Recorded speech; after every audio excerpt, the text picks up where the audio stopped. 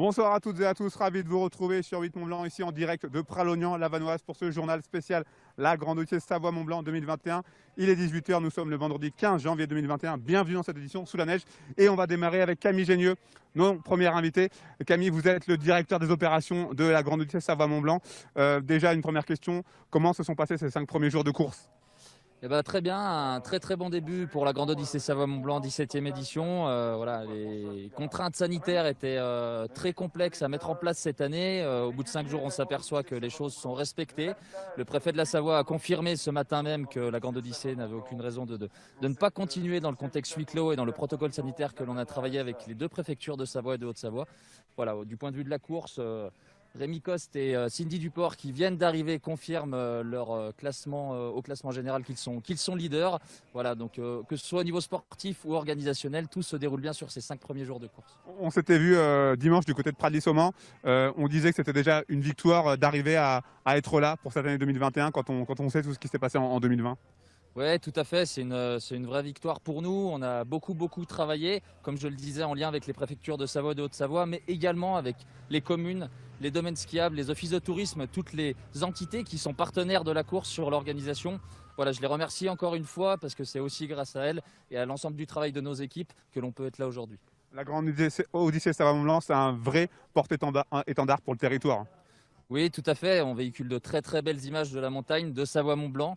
Voilà, c'est des images qui font rêver, qui allient l'animal et la nature. Voilà, les grands espaces que l'on connaît ici, comme on dit, la Grande Odyssée Savoie-Mont-Blanc renoue avec la grande aventure. Donc voilà, on est effectivement une bonne course pour ça.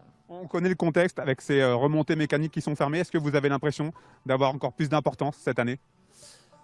Je dirais pas qu'on a plus d'importance, je dirais que ça confirme les liens forts que l'on a avec les remontées mécaniques et les domaines skiables qui effectivement sont dans un contexte très compliqué économiquement, mais qui malgré ça ont quand même continué à mettre des moyens pour que la course puisse se faire.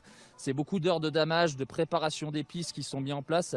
Et face à ça, donc, les domaines skiables n'ont pas de revenus d'exploitation, donc ils auraient pu aussi ne pas jouer le jeu. Ce n'est pas le cas et c'est aussi grâce à eux qu'on est là. Vous l'avez évoqué tout à l'heure, un mot sur le sportif avec Rémi Coste et Cindy Duport qui font la course en tête. C'est aussi important d'avoir les favoris qui répondent présent, que ça vous donne encore plus de légitimité. Oui, tout à fait. Bien que l'on n'ait pas eu toutes les têtes d'affiche que l'on aurait souhaité avoir, parce que c'est aussi des choix personnels des mushers de ne pas être venus, on a quand même des grands mushers qui représentent aujourd'hui le mushing sur la course. Cindy Duport sur la catégorie limited et Rémi Coste sur la catégorie open, qui va tenter un 5e titre cette année. Dernière chose, un mot sur ce qui nous attend pour les prochains jours jusqu'à l'arrivée du côté mercredi. Alors déjà du soleil demain, ça fera du bien après 3 jours de neige et puis bon encore une petite perturbation, mais on espère avoir du soleil pour la suite. La compétition va évidemment rester serrée. Suivez-nous, suivez la course, suivez le classement. Avec notamment une étape en Mastart, c'est ça ? Effectivement, il peut se passer beaucoup de choses. Il y a la Mastart à Bessan, il y a le bivouac sur Valseny, voilà, qui sont des étapes très particulières et très tactiques aussi pour les mushers. Donc voilà, la course n'est pas terminée. Merci beaucoup Camille Génieux. Bon courage pour la suite. On va enchaîner avec un deuxième invité en la personne de Marion Parent, vétérinaire sur cette Grande Odyssée. Bonsoir, merci de nous accueillir quelques minutes. Déjà une première chose, l'importance des vétérinaires sur une épreuve comme celle-ci. Alors sur une épreuve comme celle-ci, c'est une épreuve qui est relativement longue, 10 jours de course. Les chiens font beaucoup de kilomètres tous les jours et donc nous, l'équipe vétérinaire, on est là vraiment pour prendre soin d'eux, aider les mushers à bien s'occuper des chiens, à gérer quand il y peut y avoir parfois des petits bobos au niveau des pattes. Enfin, on est là vraiment pour les aider à donner le plein potentiel dont ils sont capables. Alors, racontez-nous une journée type d'un vétérinaire. Je sais que c'est une question un petit peu bête parce que toutes les journées sont différentes, mais une journée type pour la vétérinaire que vous êtes. Alors c'est une journée qui commence le matin.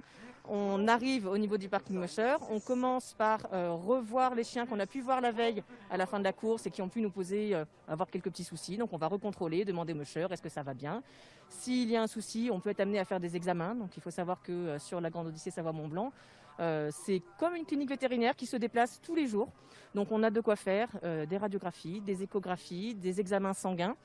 On est donc une équipe de 12 vétérinaires avec un petit peu des sensibilités différentes chacun. On a des orthopédistes, des ostéopathes, beaucoup, parce que c'est vrai que c'est quelque chose qui est très intéressant dans ce domaine-là. Une urgentiste, des personnes spécialisées en cardiologie. Et donc tout ce petit monde, eh bien, on forme vraiment une équipe. On se passe les cas, on va s'appeler pour dire moi j'ai tel ou tel souci et donc de cette façon-là, on va vraiment pouvoir donner les meilleurs soins à chaque animal. Donc en pré-course, on contrôle les chiens.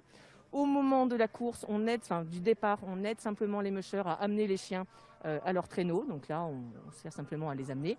Et ensuite, en post-course, donc là, ce qu'on est en train de faire sur la raquette d'arrivée, il y a un vétérinaire qui est posté et qui va regarder chaque attelage qui arrive et qui va commencer à regarder est-ce qu'il y en a un qui a l'air fatigué, est-ce qu'il y en a un qui a l'air d'avoir un petit peu mal à une patte. Et c'est des choses qu'on va aller revérifier un quart d'heure, 20 minutes après l'arrivée auprès des mushers pour voir s'ils ont eu des problèmes et s'ils ont besoin de nous. Un mot sur les chiens qui sont les véritables stars, les athlètes de cette épreuve, avec les mushers bien évidemment. Oui. Alors ces chiens, ce sont vraiment des athlètes entraînés. On retrouve chez eux toutes les caractéristiques qu'on peut avoir chez les athlètes humains. Et donc ce sont vraiment des chiens qui aiment ça déjà et qui sont vraiment entraînés d'un point de vue, que ce soit d'un point de vue cardio, d'un point de vue musculaire, ce sont vraiment des chiens qui sont faits pour. Et donc ils sont contents d'être là eux aussi. J'imagine que c'est aussi une histoire de passion entre vous et les animaux, les chiens. Oui, complètement. Tous les vétérinaires qui sont là sur la Grande Odyssée, on est des passionnés. Très certainement, dans l'équipe, on est plusieurs à pratiquer ce genre de sport. Alors, avec un peu moins de chiens, on n'a pas 30 chiens chacun, mais en faisant du canicross ou en vélo. C'est vraiment quelque chose. On ne vient pas à la Grande Odyssée Savoie Mont Blanc par hasard. Merci beaucoup, Marion Parent. Merci. Bon courage, bonne continuation pour ces encore 5 jours de course. Merci bien. Alors, on va continuer à parler de cette grande Odyssée Savoie Mont Blanc, bien évidemment, mais on va aussi revenir sur la pandémie de coronavirus. Jean Castex, le Premier ministre, a donc une nouvelle fois pris la parole ce jeudi soir. Comme cela a été fortement pressenti, il a annoncé la généralisation du couvre-feu à partir de 18 h sur l'ensemble du territoire, et ce pour une durée de 15 jours. Cette mesure sera effective à partir de ce samedi 16 janvier. Autre annonce concernant les frontières, cette fois-ci, Jean Castex a annoncé que les voyageurs hors Union européenne devront présenter un test négatif de moins de 72 heures pour entrer en France. Cette mesure ne concerne pas les pays de l'espace Schengen. La Suisse faisant partie de celui-ci, la contrainte ne s'applique donc pas à la frontière franco-suisse. Un soulagement pour la maire de Saint-Gingolph, une commune à cheval sur la frontière. Victoria Lopez l'a contactée cet après-midi. On l'écoute. On a eu la confirmation ce matin par le ministère de l'Intérieur qui a clairement dit que la Suisse et l'espace Schengen en général n'étaient pas concernés par les restrictions aux frontières et notamment l'obligation de présenter un test PCR. Voilà, on est heureux de cette clarification qui permet, notamment pour notre village si particulier, de pouvoir continuer à vivre en commun, tout en respectant les gestes barrières, en limitant nos déplacements. Mais c'est très important pour nous et je crois pour toute la communauté lémanique en général, de Genève jusqu'au canton du Valais et le Chablais pour la vie quotidienne des frontaliers et des habitants au sens large. Et même au printemps, le travail transfrontalier n'a pas été empêché, hein, et je crois que c'est quelque chose d'important et à mon avis, ça restera de toute façon, quel que soit le contexte possible. On a tellement d'interdépendance, on vit tellement dans un seul et même bassin de vie que ça serait très difficile d'envisager les choses autrement. Par ailleurs, Jean Castex a présenté les contours de la nouvelle étape de la stratégie de vaccination. À l'échelle départementale, les choses se mettent en place. En Haute-Savoie, les personnes de plus de 75 ans vivant en autonomie, ils sont 58 000, pourront se faire vacciner dans un des 9 nouveaux centres de vaccination à partir du mardi 19 janvier, dont voici la liste: Annecy, Sénot, Annemasse, Thonon-les-Bains, Saint-Jean-d'Eau, Bonneville, Cluse, Rumilly, Saint-Julien-en-Genevois et Salanches. Pour rappel, les professionnels de santé, eux, peuvent se faire vacciner au Change, à Métessy et à Saint-Julien-en-Genevois, au Châle, aux hôpitaux du Léman, aux hôpitaux du Mont-Blanc, ainsi qu'à l'Ordre des médecins de Haute-Savoie à Métessy. Pour le moment, 2200 personnes ont été vaccinées, essentiellement des personnels de santé. 11 000 appels ont été reçus depuis ce vendredi. Et enfin, 4 000 nouvelles doses vont être reçues la semaine prochaine. Et j'ajoute qu'en Savoie, un numéro vert départemental a été mis en place pour la prise de rendez-vous dans l'un des 6 centres de vaccination. Il s'agit du 04 79 75 52 68. On continue avec mes invités, avec Monsieur le maire. Monsieur le maire Jean-Pierre Favre, rejoignez-nous ici sur cette ligne d'arrivée. Monsieur le maire, j'imagine un maire heureux de compter sur la Grande Odyssée Savoie Mont Blanc malgré le contexte. Malgré le contexte, oui, on est toujours très heureux d'accueillir Savoie Mont Blanc et la Grande Odyssée sur le site de Pralognan, hein, évidemment. Qu'est-ce que ça représente pour votre commune justement de pouvoir accueillir cette épreuve malgré tout ce qui s'est passé? Écoutez, il est vrai que L'affaire à huis clos, c'est un peu dommage, mais le contexte sanitaire nous l'oblige. Mais ça représente quand même un moment de convivialité, de partage.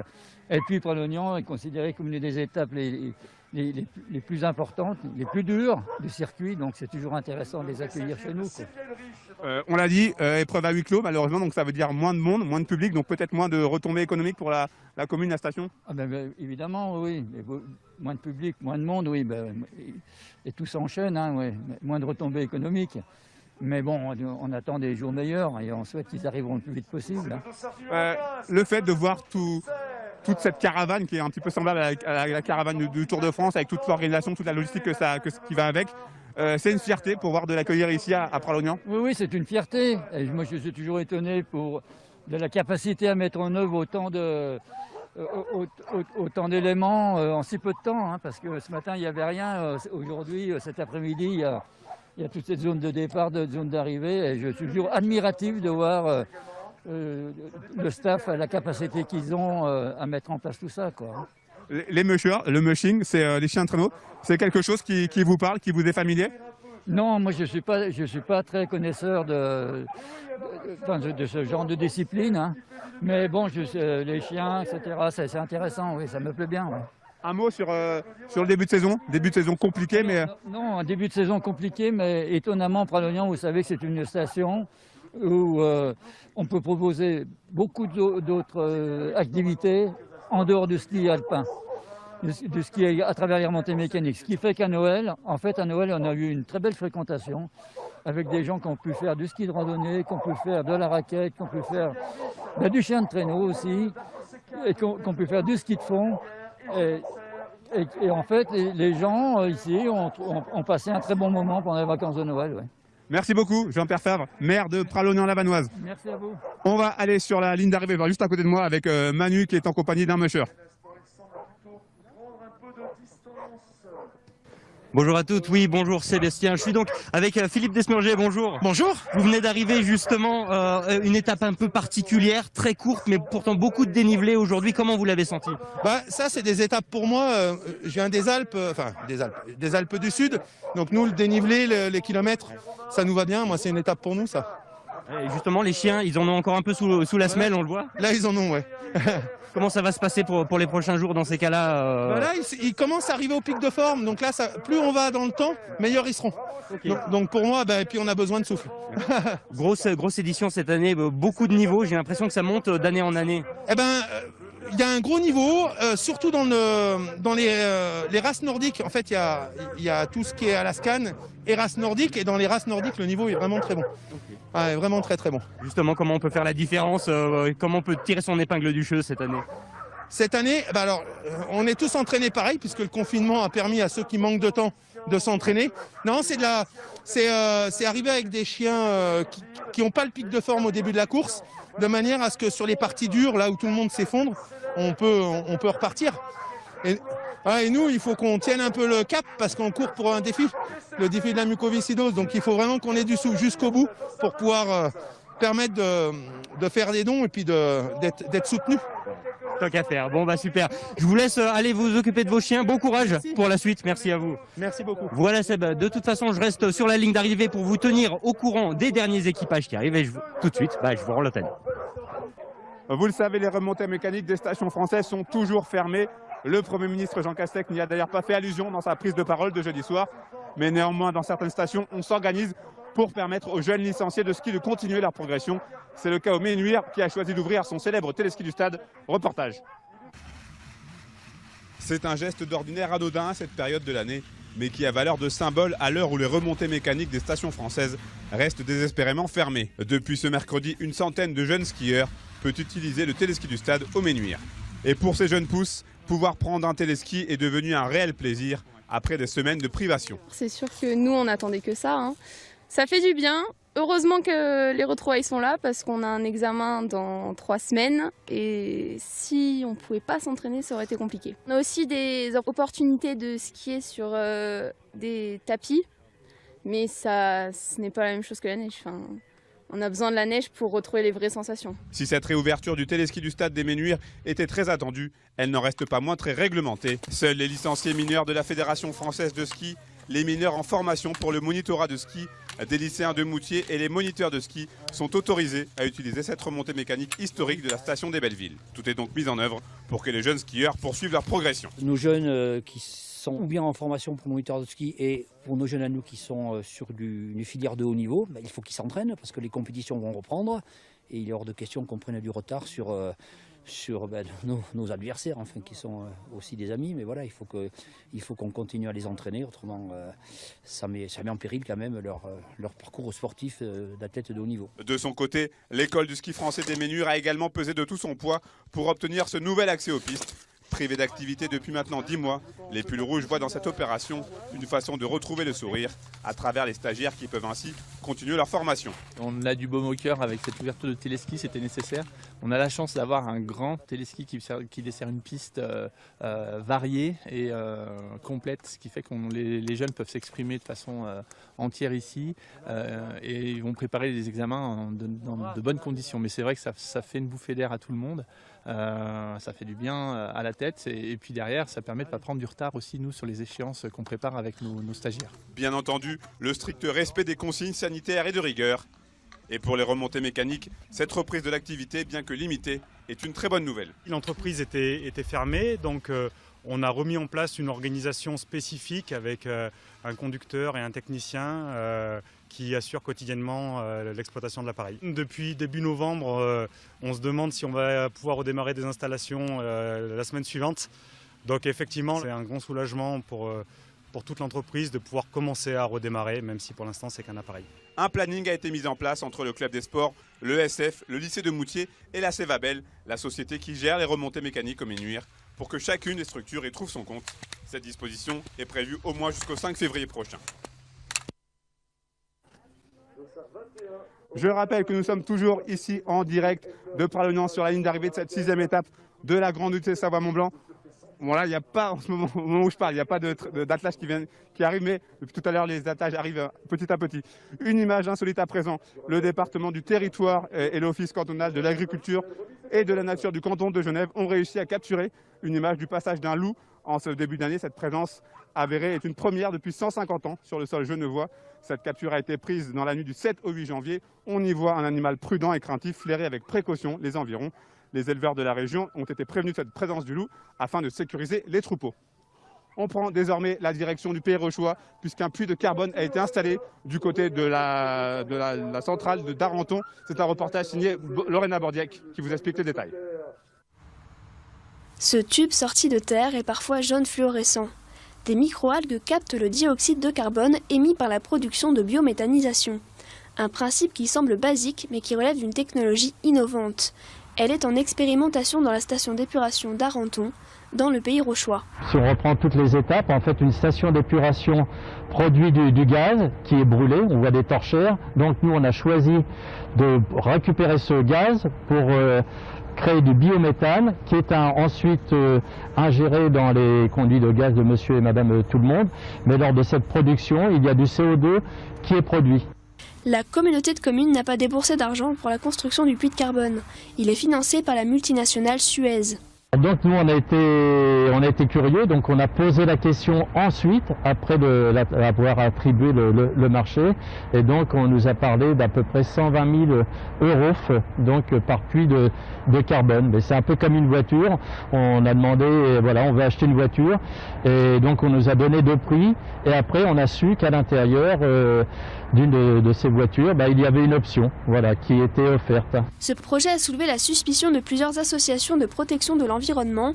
Elles se sont rassemblées dans un collectif pour dénoncer le contre-message que pourrait transmettre le développement de ces puits de carbone. Déontologiquement parlant, ça nous paraît aussi absurde parce qu'on va se dire que on peut continuer à polluer, vous inquiétez pas, les puits de carbone sont là pour capter et nous sauver, donc c'est un non-sens quoi. Leur efficacité n'a pas encore été prouvée, mais un puits de carbone équivaudrait à la capacité en captation de CO2 de 50 arbres. On est de retour ici, toujours ici à Pralognan. Vous pouvez le voir peut-être sur ces images. On a des attelages qui arrivent, qui arrivent les uns après les autres. Et on va aller de l'autre côté de la ligne d'arrivée avec Manu qui nous attend pour une interview avec un musher.